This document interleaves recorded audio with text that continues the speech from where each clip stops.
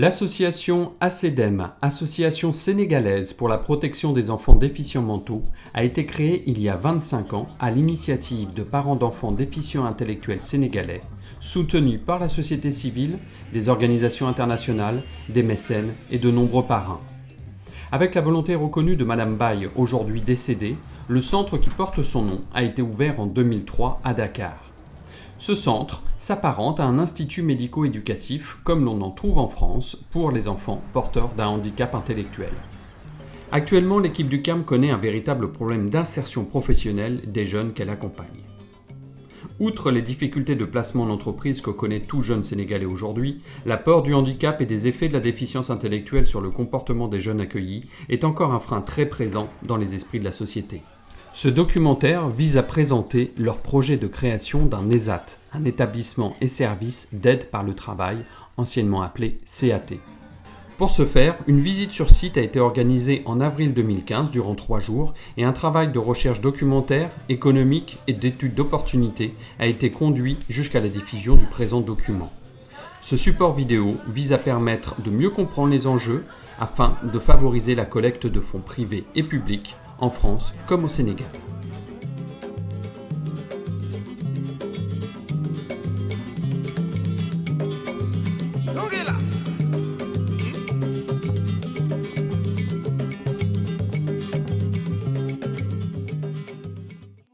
Il y a un problème de sensibilisation. Parce que comme j'ai l'habitude de dire, il y a beaucoup de gens qui veulent aider, mais qui ne savent pas qui aider, ni comment le faire et où le faire. Donc c'est à nous de sensibiliser ces entreprises-là, de faire porter la voix de ces enfants-là, afin que ces entreprises puissent les recruter.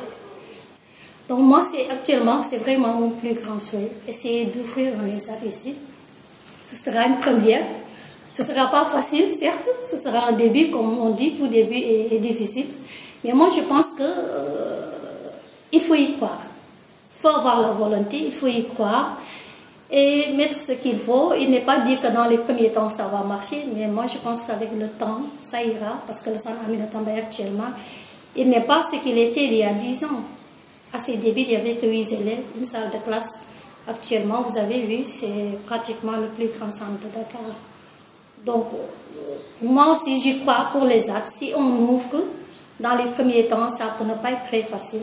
Mais moi, je crois qu'avec le temps, si on y met le paquet et tout ce qu'il faut, ça pourra aller vraiment.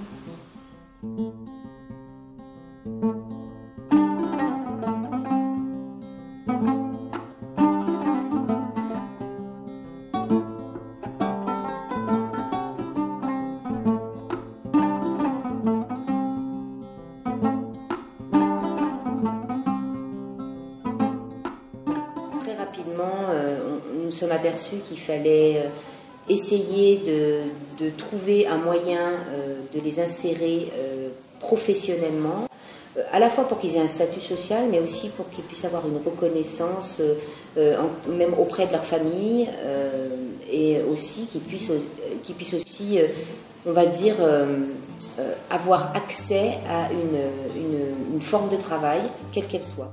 Si ces jeunes n'ont pas de travail ou de perspective d'emploi, eh bien ils vont retourner chez eux, ils ne pourront plus revenir au centre, puisqu'il faut bien qu'on ait un turnover et que des petits rentrent, et pour que les petits rentrent, il faut que les grands sortent. Donc notre besoin aujourd'hui, c'est véritablement d'ouvrir une structure adaptée. Après, construire un ESAT, ça nécessite toute une logistique. Avoir un terrain, c'est pas ce qui est le plus difficile, parce que ici, je pense qu'on peut avoir un démarchage auprès des autorités qui peuvent être bienveillantes. Par contre, après, toute la partie, on va dire, logistique, mise en place, nécessite des compétences qu'on n'a pas encore ici. Donc le besoin vraiment se situe ici. Il nous faudrait un soutien qui vient souvent, on le voit dans nos expériences de l'étranger, que ce soit de l'Europe, que ce soit du Canada, parfois de la Chine, qui viennent avec cette volonté d'être dans une démarche humanitaire vis-à-vis de nous et qui sont généreuses par des dons. Mais évidemment, ces dons sont bien insuffisants puisqu'il faut savoir qu'au Sénégal, la subsidiarité n'existe pas. Donc une association comme la nôtre, même si elle existe depuis longtemps, fonctionne uniquement avec des fonds privés et non pas des fonds publics. Bonjour, je m'appelle Maïcha Ouben Sahara. Je suis en formation au CFA. Alors comment se passe votre formation? Ça se passe super bien. C'est-à-dire? Ça veut dire que tout se passe à merveille. Là-bas, les professeurs sont super gentils. Qu'est-ce que vous apprenez? La bijouterie. Alors, qu'est-ce que vous faites en bijouterie? On fait des bracelets et des colliers. Un bracelet comme ça se fait avec du bronze. Ça se fait avec du bronze. Il faut d'abord que tu coupes tes barres de fer, tout ça là. Que tu coupes tes barres de fer et puis tu vas le laminer un peu. Le laminer? Oui. C'est quoi laminer? Laminer, c'est pour que ça soit un peu un fil large. D'accord. Et ensuite? Et ensuite, là c'est des morceaux de calebasse qu'on a fait ça avec. On a dessiné avec du crayon. Ça là, d'accord. Ok, et ça c'est quoi comme bijoux? Ce sont des paires d'oreilles en forme de cœur. Comment vous voyez l'avenir pour vous? Moi, je vois l'avenir peut-être fonder ma famille et avoir des enfants, tout ça là. Ce serait vraiment bien. Ces centres sont arrivés, surtout le centre de Dakar est arrivé à un stade de maturation où on est confronté à non seulement une forte demande de jeunes déficients à prendre en charge, parce que le terrain est encore très vierge, mais aussi à des jeunes adultes qui ont besoin de sortir du centre et qui ont besoin de s'insérer dans une vie professionnelle ou dans autre chose qui les maintienne comme des citoyens à part entière. Actuellement, nous nous mettons en perspective et nous avons besoin de créer les conditions pour que nos jeunes enfants adultes puissent s'insérer harmonieusement dans une vie professionnelle, que ce soit de l'auto-emploi ou une prise en charge ou bien un emploi trouvé auprès de partenaires privés.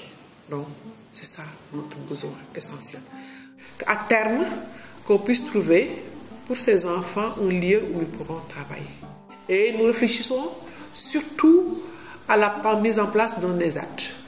Ce serait une première au Sénégal parce que cela n'existe pas. Nous en avons l'ambition. Nous cherchons les moyens de pouvoir mettre en place un ESAT adapté à nos réalités qui puisse créer les conditions d'autonomisation de ces enfants, de ces adultes qui vieillissent et qui ont besoin de pouvoir travailler, de s'autonomiser.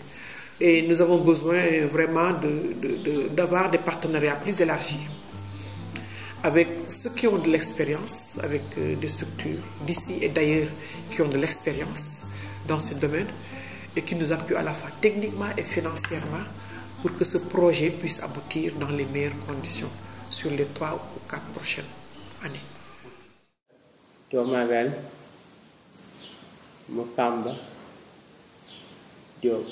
Très bien. Alors Massamba, vous êtes aujourd'hui à nous présenter votre travail. Oui. Qu'est-ce que c'est? Wow. La albienne.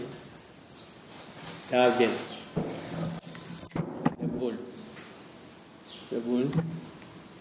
Phải ấp phê. Phải ra. Đi xe. Dễ vững. Dễ về bật. Bật thế. Được. Đi thôi. Des petites cases comme ça, c'est vendu où? Au marché. Alors donc ça vous plaît ça? Ça vous plaît beaucoup? Et Ça c'est génial. oui. Félicitations. Merci. Je vous en prie. Nos jeunes, ils sont dispersés actuellement dans différents ateliers, couture, menuiserie, coiffure, espace vert, cordonnerie, bijouterie, céramique. Moi, je crois que tout ça, c'est beaucoup. Donc, si on veut monter un ESAT, il va falloir au départ peut-être choisir un atelier, une activité. essayer de développer cette activité et que plus tard, on essaie d'inclure peut-être d'autres activités. Et pour l'instant, moi, j'ai choisi le projet agricole parce que je me dis que le marché est inondé avec les produits des autres activités, de couture, de cordonnerie, quand on voit ce qu'il y a dans le marché. Si nous voulons nous en sortir, il va falloir qu'on fasse de la différence. Et ça, pour moi, je ne dis pas que ce n'est pas impossible, mais ça peut rendre la tâche un peu plus difficile. Or, pour les arts agricoles, donc tout ce qui part de l'agriculture, moi je dis que les gens, même s'ils n'ont pas de quoi acheter une paire de chaussures ou, je ne sais pas, un produit de la couture, ce qui est sûr et certain, c'est qu'ils auront toujours besoin de vivre. Donc ils seront toujours là pour acheter à manger. Donc tout ce qu'on produira de la terre, pour moi, ça pourra circuler plus facilement que les autres produits.